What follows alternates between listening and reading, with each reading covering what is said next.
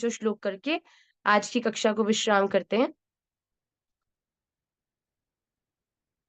प्रथम श्लोक आप सबकी स्क्रीन पर है। अवाच्यवादांश्च बहून् वदिष्यन्ति तवाहिताः निन्दन्तस्तव सामर्थ्यं ततो दुःखतरं नु किम्। देखिए इसका संधि विच्छेद। अवाच्यवादान् च बहून् वदिष्यन्ति तव अहितः निन्दन्तः तव सामर्थ्यम ततः दुःखतरम नु किम।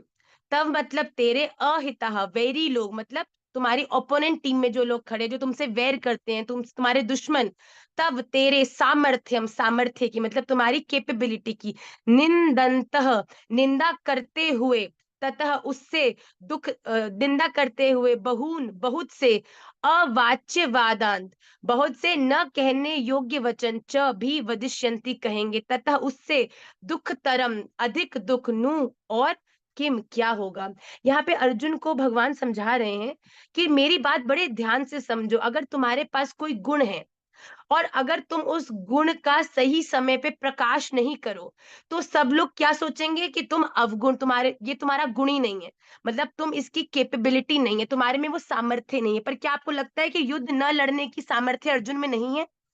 उसमें पूर्णतः सामर्थ्य है, पर आसक्ति के कारण वो उलझ गए हैं। इसीलिए भगवान कह रहे हैं तेरे शत्रु लोग, अगर तू नहीं लड़ेगा तो तेरे से जो वैर करते हैं तेरे शत्रु लोग, तेरी सामर्थ्य की, तेरी कैपेबिलिटी की, तेरे बल की निंदा करते हुए बहुत से ऐसे अपशब्द कहेंगे जिसको सुनने से ज्यादा दुख तुझे और किसी से नहीं होगा। अगर तुम्हारे को कोई गलत इल्जाम लगाकर तुम्हारे ऊपर उस गलती को थोप दे, तुम्हें हृदय में कितना कष्ट होता है कि मेरे में तो ये गुण है फिर भी मैं इसे प्रकाशित नहीं कर पाया। वैसे ही अर्जुन को भी भगवान कह रहे हैं अगर तू नहीं लड़ा तो लोग सोचेंगे कि तुझ में सामर्थ्य नहीं है, और वो तुझे ऐसे ऐसे बुरे भले शब्द कहेंगे जिससे तेरे हृदय को इतनी पीड़ा होगी कि उससे बेहतर तो शरीर का त्याग कर देना है। लोग तुम्हें इतना बड़ा भरा बुला कहेंगे कि तुम्हें ऐसा लगेगा कि मुझे तो मर ही जाना चाहिए। अगले श्लोक में देखिए भगवान क्या कह रहे हैं अर्जुन से। हतो वा प्राप्स्यसि स्वर्गं जित्वा वा भोक्ष्यसे महीम् तस्मात् उत्तिष्ठ कौन्तेय युद्धाय कृतनिश्चयः। हतः वा प्राप्स्यसि स्वर्गं जित्वा वा भोक्ष्यसे महीम् तस्मात् उत्तिष्ठ कौन्तेय युद्धाय कृतनिश्चयः। वा मतलब या तो तू युद्ध में हतः मारा जाकर स्वर्गम स्वर्ग को प्राप्स्यसि प्राप्त होगा, वाह अथवा संग्राम में जित्वा जीत कर महीम पृथ्वी का राज्य भोक्ष से भोगेगा। तस्मात इस कारण कौन्तेय हे अर्जुन कुंती पुत्र युद्धाय युद्ध के लिए कृत निश्चय निश्चय करके उत्तिष्ठ खड़ा हो जा। भगवान कह रहे हैं कि ये तुम्हारे पास ऑप्शन ही नहीं है कि तुम युद्ध नहीं लड़ो। भगवान कह रहे हैं अर्जुन को कि तू युद्ध लड़, और युद्ध लड़ने से तेरे साथ दो गति होगी, या तो तू युद्ध में मारा जाएगा, और क्षत्रिय होने के कारण अगर तेरी युद्ध में मृत्यु भी हो जाए तो फिर भी अपने धर्म का पालन करते हुए मृत्यु होने का अर्थ है कि तुझे निश्चित ही स्वर्ग की प्राप्ति होगी। और दूसरी ओर अगर तू युद्ध जीत जाता है तो पृथ्वी लोक का जो राज्य है उसका सौभाग्य, उसका आनंद तुझे प्राप्त होगा। तो भगवान कह रहे हैं अगर तू युद्ध में मारा जाएगा तो तुझे स्वर्ग की प्राप्ति होगी, और अगर युद्ध में तू जीत जाएगा तो पृथ्वी का राज्य भोगेगा। पर अंत तो गत्वा भगवान क्या कह रहे हैं, जीतेगा हारेगा क्या होगा क्या नहीं होगा वो बाद की बात है, पर इस समय उत्तिष्ठ अर्जुन उठ जा और अपने कर्तव्य को पूरा कर। कर्तव्य का है युद्ध के लिए तैयार हो जाए, युद्ध के लिए दृढ़ मन से खड़ा हो जाए, ऐसे कह के भगवान अर्जुन को प्रोत्साहित कर रहे हैं। तृतीय श्लोक देखिए। सुख दुखे समे कृत्वा लाभा लाभौ जया जयौ ततो युद्धाय युज्यस्व नैवं पापमवाप्स्यसि। सुख दुखे समे कृत्वा लाभा लाभौ जया जयौ तथा युद्धाय युज्यस्व न एवं पापम अवाप्स्यसि। जया जयु मतलब जय पराजय, जीत हार, लाभा लाभौ हानि और लाभ, और सुख दुखे सुख दुख समय समान कृत्वा समझकर तथा उसके बाद युद्धाय युद्ध के लिए युज्यस्व तैयार हो जा। एवं इस प्रकार युद्ध करने से तू पापम पाप को न नहीं अवाप्स्यसि प्राप्त होगा। भगवान कह रहे अर्जुन को कि तू क्यों आसक्ति में फंसा है।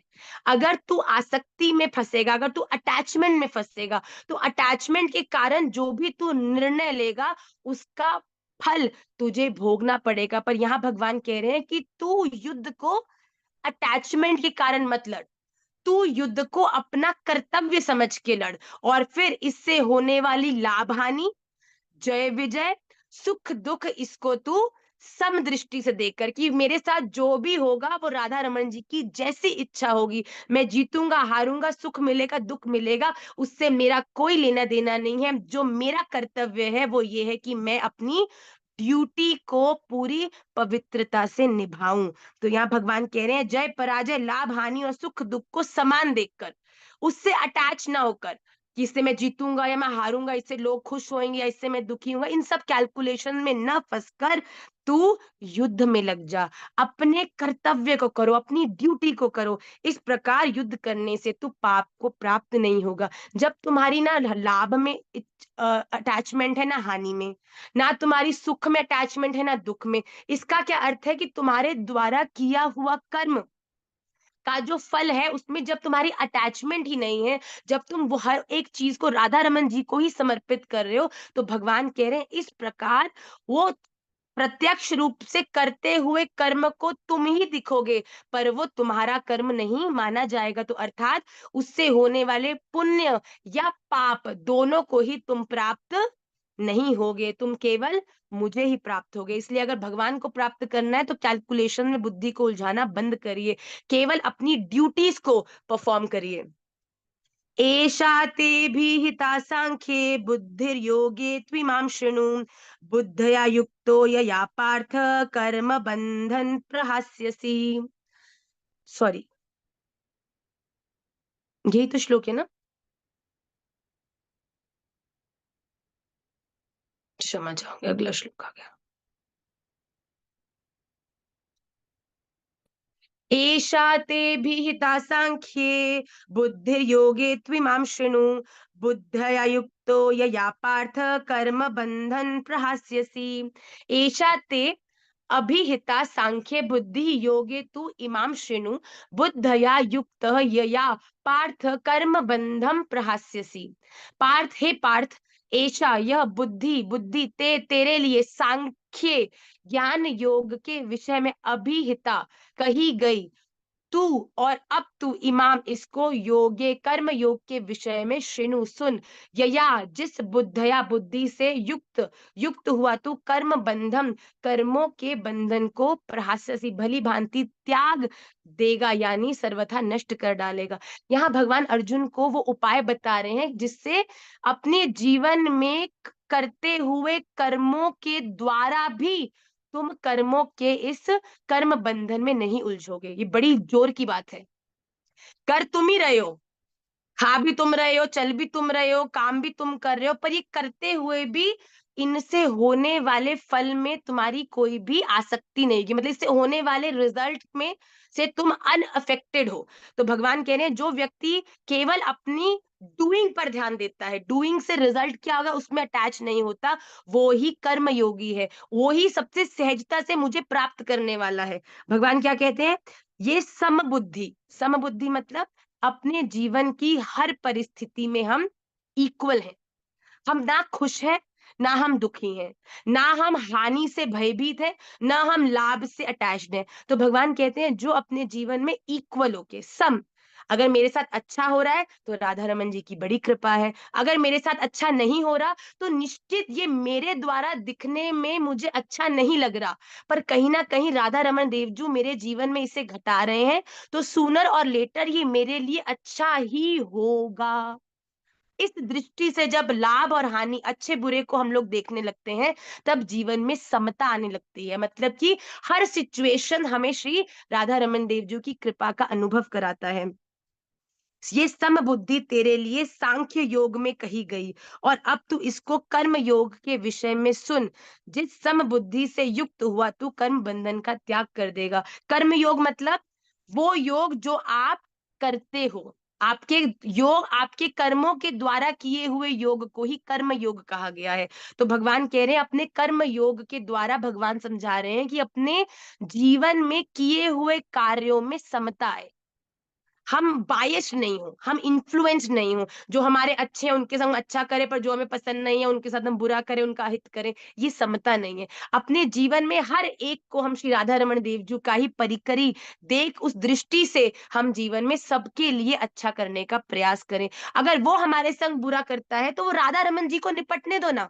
अगर आप स्वयं उसके साथ उल्टा बुरा करोगे तो बुरे के साथ बुरा करने के बाद वो कर्म बंधन में ऐसा आप उलझोगे कि बुरा तो बुरे से बुरा से बुरे बुरा, गति किसकी खराब हो रही है?